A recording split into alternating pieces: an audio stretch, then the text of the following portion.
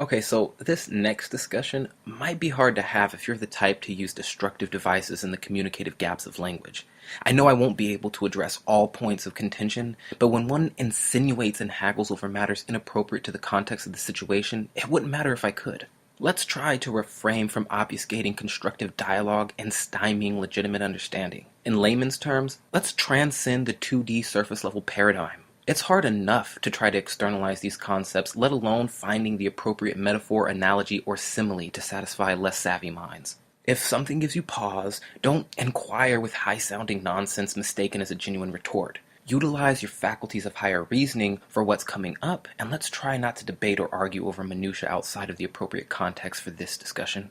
Now, I appreciate pushback because it keeps me honest, but often the arguments are of little substance and rarely educated. And what good is that education without values or the repercussions of neglected values? Just try to allow any inquiry to serve a purpose for greater understanding. It's better to be effective than to be right. The right to offend is not some pesky little part of freedom of speech that we have to put up with. It is the heart and soul and lungs of freedom of speech. It is the coursing lifeblood of human progress. It is the instigator of liberty and modernity and science and understanding. What a laughing stock today's student leaders are, that they can so casually dismiss the right to be offensive without realizing that their lovely, enlightened lives are the gift of individuals who gave offense. The gift of scientists, thinkers, agitators who bravely showed their asses to the dominant ideas of their era. Their offensiveness made you free. I know what some student leaders will say. Oh, but our no platforming is about protecting individuals. We only want to protect women from misogyny and black students from racism. So our intolerance is progressive. Please, how progressive is it to say that female students are so fragile that they can't cope with seeing a pair of tits in the sun? No. Without falling apart. That doesn't sound progressive. To me, that sounds paternalistic.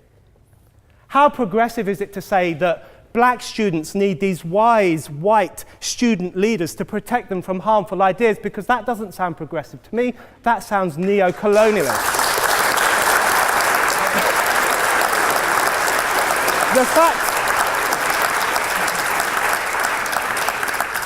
The fact is, today's student leaders aren't protecting individuals, they're protecting an idea, and it is the most mainstream status quo idea of the 21st century, the idea of human vulnerability. The poisonous notion that humans are fragile and therefore our speech and our relations must be monitored and policed. It is this misanthropic, orthodox idea that they promote and which they protect from criticism as surely as priests once ring-fenced their beliefs from ridicule. In this choking climate, we have got to move beyond talking about a right to offend. We have to talk about a duty to offend. Anyone who cares for freedom, anyone who believes that humanity only progresses through being daring and disrespectful now has a duty to rile and stir and outrage, a duty to break out of the new grey conformism, a duty to ridicule the new guardians of decency, a duty to tell them, fuck your orthodoxies. Now, you may not agree with everything that's being said. You may even try to self-interpret as one commenter of this video did. Anyone who believes in freedom of speech will defend other people's right to offend them and their dearest beliefs. But I like what one person had to say in response. Yep, Voltaire said it best. I do not agree with what you have to say, but I'll defend to the death your right to say it. We could probably learn something from that man in that sense. Now, the commenters of all these videos really go on to make some pretty good points. And I've come to enjoy the comment sections of videos more than the videos themselves nowadays. But look, offense is subjective, which means what offends you may not offend your neighbor.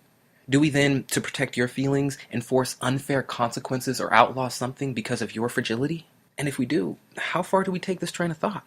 No matter what you feel or think, once you start imposing limitations on speech, there'll be no limit. This is not about protecting women or minorities. It's about opening the door to totalitarianism.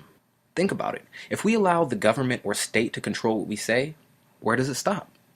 I do want to push back a little bit, though, on the assessment that it is the left, because really it isn't one left. There is an ascendant orthodoxy on the left that is very troubling.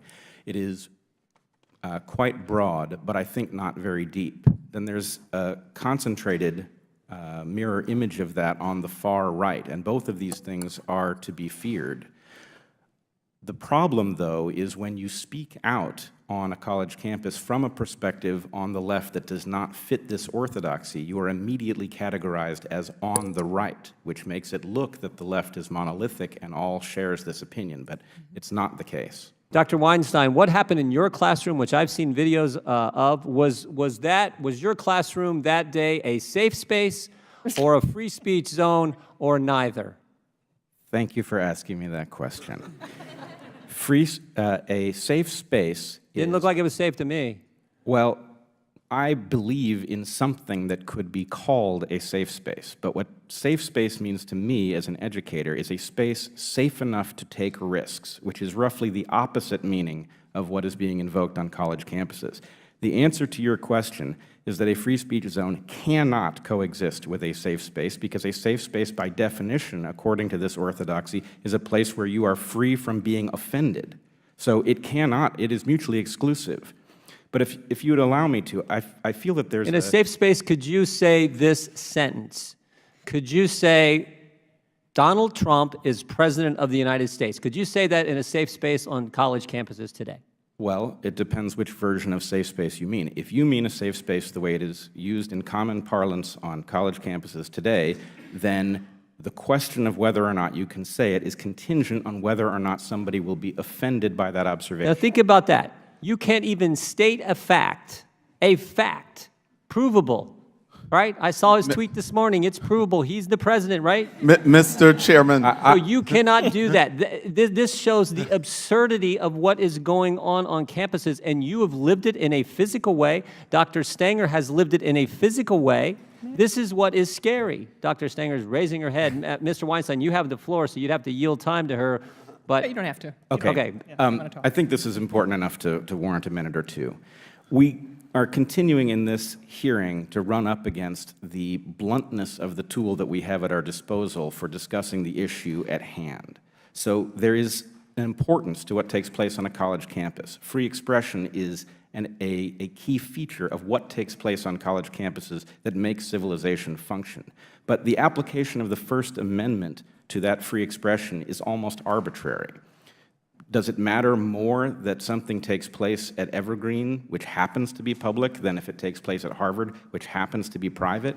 Do those distinctions even make any sense when fully 80% of the funding that drives Evergreen is private tuition money, and I don't know what fraction, but a very large fraction of what drives Harvard is NIH and NSF money?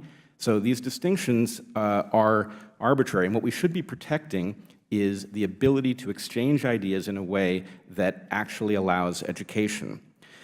It is also true that when people self-censor because they're afraid of stigma, they may never get around to the place where somebody blocks their speech, and so there may be no technical violation, but nonetheless the effect is exactly the same. There is also a problem in the sense that the conflict is really between members of the audience. One section of the audience is deciding what other members of the audience can listen to. Yep. The person's speech who is inhibited is almost beside the point. It's a question of whether you can choose what you want to entertain as a concept. And then when this jumps the fence and leaves the college campuses and moves into the outer world, we're going to run into an even bigger problem, where the tech sector is now the de facto governance apparatus for the new public square, and it's private, so the First Amendment doesn't apply. Take the example of Harvard, which you talked about, Dr. Weinstein, whether it's DOD funds, whether it's NIH funds, or whether it's Pell Grant funding. There are so many federal dollars that underpin the way Harvard functions and their budget on an annual basis. And the fact that the university can penalize students because they join an outside organization, zero affiliation with Harvard. They're not allowed to be sports captains. They're not allowed to be considered for fellowships. And I think that is a significant overstep of the university's role. I wanted to give other panelists an opportunity to respond. Dr. Weinstein. Well, the first thing to say is I'm not a legal expert, but I would certainly support the idea that leverage generated by the funding that is given by the federal government would morally be justified to use that to make sure that college campuses protect the free expression.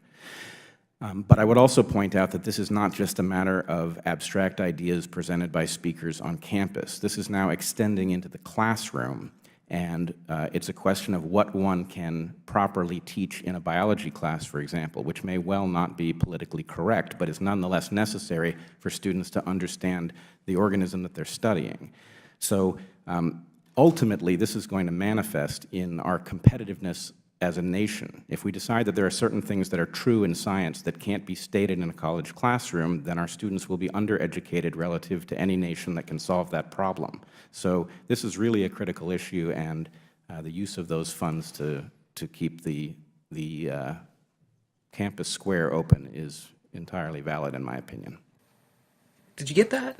Colleges around the country are more inclined to adopt policies that will limit freedom of speech, or more accurately, promote political correctness and safe spaces.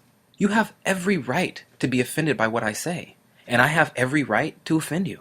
I'm not talking about intentionally insinuating myself into everyone's insecurities. I have to say that because opponents have a knack for degrading to arguments that trend towards extreme cases. Again, don't use deconstructed devices to manipulate what I'm saying. Just watch and try to come to grips with the slippery slope we're on in the context of free speech and safe spaces. Freedom of speech, the ability to express yourself, it's a cherished idea, as well it should be. Most of us who live in liberal Western democracies think of it as a basic human right. People have fought and died for it. But now we may be in danger of losing it. The threat is not coming from without, from external enemies, but from within. A generation is being raised not to believe in freedom of speech, but rather that they should have freedom from speech they dislike. This is a threat to both pluralism and democracy itself. We see this in Europe, where sensitivity-based censorship attempts to ban anything deemed hateful or even just hurtful, and to ban criticism of religion, especially Islam. But the United States, despite its strong constitutional protections in the Bill of Rights, is far from immune from the rising trend of suppression of speech, or what is sometimes called political correctness. This is especially true at America's colleges and universities, the place where our future leaders are educated and where you'd expect speech to be the most free. Highly restrictive speech codes are now the norm on campus, not the exception. According to a study by my organization, the Foundation for Individual Rights in Education, FIRE, 54% of public universities and 59% of private universities impose politically correct speech codes on their students. And thanks to recent Department of Education guidelines, 100% of colleges may adopt speech codes in the coming years. How bad is it? At a public campus in California on Constitution Day in 2013, a student who also happens to be a decorated military veteran was told he could not hand out copies of the Constitution to his fellow students. The objection from the university was not ideological. It was out-of-control bureaucracy imposing limits on speech. That same day, another college student in that same state was told he could not protest NSA surveillance outside of a tiny free speech zone, an area that comprised only 1.37% of the campus. Months later, college students in Hawaii were told both they could not hand out the Constitution to their fellow students, and that they could not protest NSA policies outside the school's free speech zone. There has been more than just one example of Americans expressing their love for the Constitution being stymied. This is how things are starting to shape up, right? If you're this, you're that. If you're pro-Second Amendment, then you're pro-mass shootings. If you subscribe to free speech, you subscribe to hate crimes. If you're against illegal or unfettered immigration, you're a racist. I get it, that's not representative of the majority per party or affiliation, but unfortunately, it does represent our current trajectory. There's no getting around that. And while this is a victory for anti-freedom factions and shadow networks, it's a savage loss for human rights. Twitter is responding to complaints they don't do enough to curb hate speech on the social media platform by introducing new tools for users. Twitter users can now report, quote, hateful conduct as a separate option, and users can also mute certain words, phrases, emojis, and even whole conversations. Notifications can also be filtered. Hate speech on Twitter became more of an issue during the recent presidential election, and while Twitter has said they don't measure offensive material on the service, many users have said they've noticed a marked uptick in bias attacks and hate speech. Even today, the Supreme Court has reaffirmed that deeming certain strains of speech hateful isn't a sufficient cause for its suppression. Now, of course, the Constitution only protects speech from the government. YouTube, as a private company, is free to censor whatever ideas it sees fit. Social media giant Facebook has launched its own fight against the much talked about problem of fake news. Fake news. Fake news. Fake news. Fake news. Fake news. Fake news. Fake news. If you suspect a news story is fake, you can report it. It just takes a few taps. Your report helps us track and prevent fake news from spreading.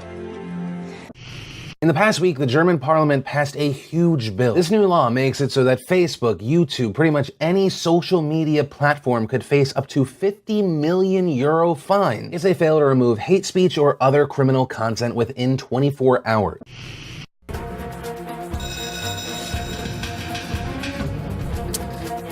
Things getting heated at Yale University, where students are demanding action against administrators who fail to speak out against offensive Halloween costumes.